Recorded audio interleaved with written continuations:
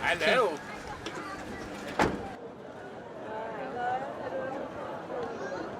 Inte mycket. Jag snackade väl mycket länge sedan.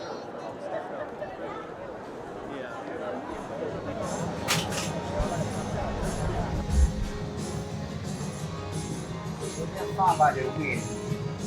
Đây là cái này đấy. Cái đó thấy không được. Deras var ju han som jag gillade Rin Syndikat skit. Ja, jo. Men det är länge sedan jag lyssnade på. Han kommer ju på, jag gör han på plan B. Men det är inte förrän till våren.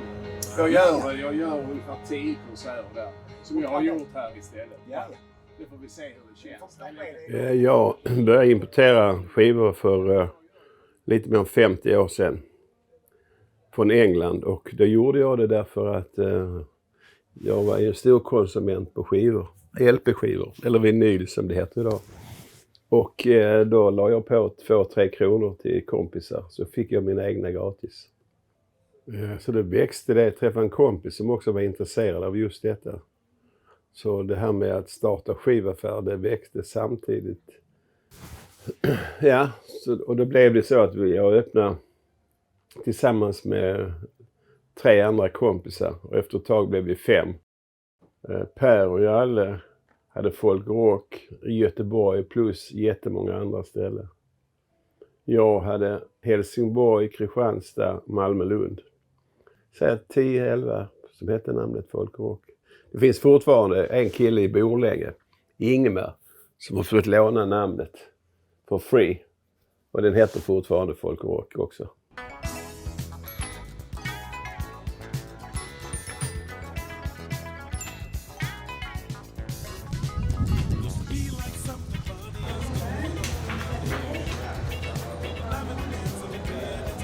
Ja, nej, det är ingen som ser det.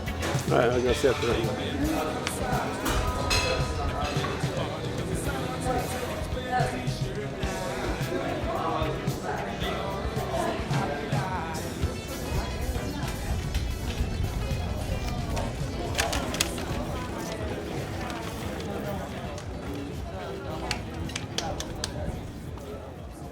'87 då startade vi folkrock i Malmö. 87, eller jag gjorde det.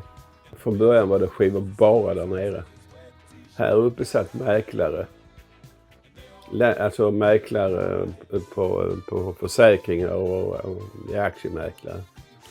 Och så flyttade de iväg härifrån. Och då fick jag idén att jag skulle ha övervåningen också. Och så det hade jag. Ja, och så startade vi Fik också för 20 år sedan. Där nere. Så jag hade ett tag så hade jag ju hela full sortiment här uppe. Jag hade en rotavdelning där nere och kafiket. När man säljer musik så är man ju så beroende av vad som släpps hela tiden.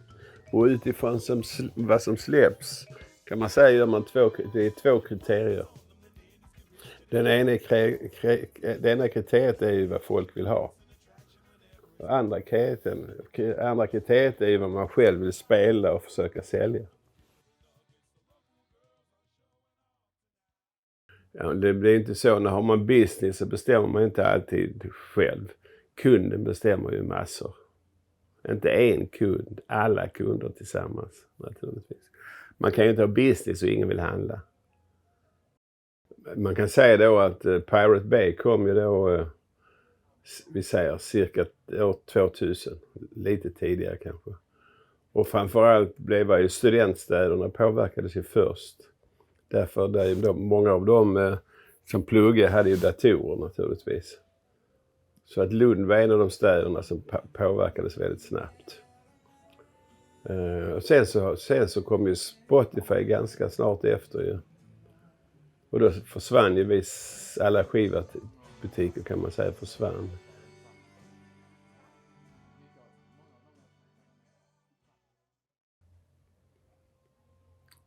Ja, 5% finns kvar kanske fysiskt mot för 25 år sedan. 3 kanske bara.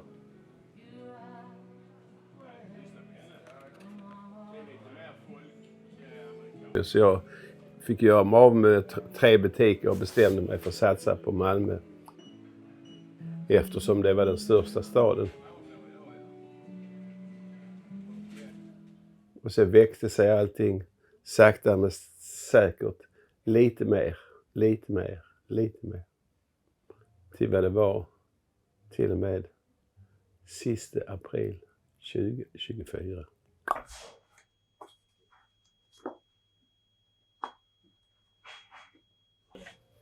Ja, det har bara pågått nästan hela tiden. Man ska vara ärlig. Och det är först nu i år jag tycker det passar.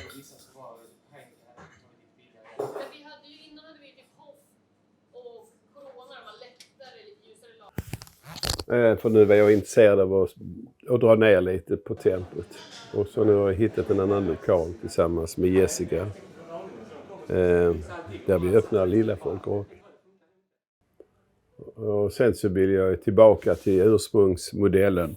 Jobba mycket konkret med skivor och musik. Stå mer på golvet.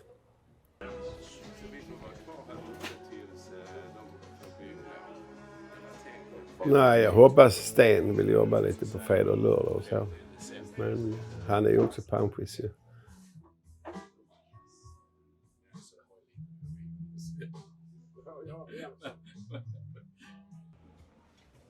Nej, men så att för att man ska bli hel och kunna mycket så måste man alltid vara några stycken ju. Ja, det är som vilket lag som helst. En duo, ja. Simon och Garfunkel. Det är med Simon och vem är Garfunkel då? Han började jobba här, jag får fråga honom exakt, det här kommer jag inte ihåg. Jag lever inte på det sättet, det är framåt. Historien har man i sig alltid. Vi tänker framåt. Alltså, man kan säga så här, om man kan förenkla det kan man säga att det var mycket tankar och mycket vånda fram till beslut att sälja. Men sen när det beslutet väl har kommit, inga problem. Så där borta på Nya Folkrock på Ola Billgrens plats kommer ju också bli mat. Vinyl. Tapas. Vin.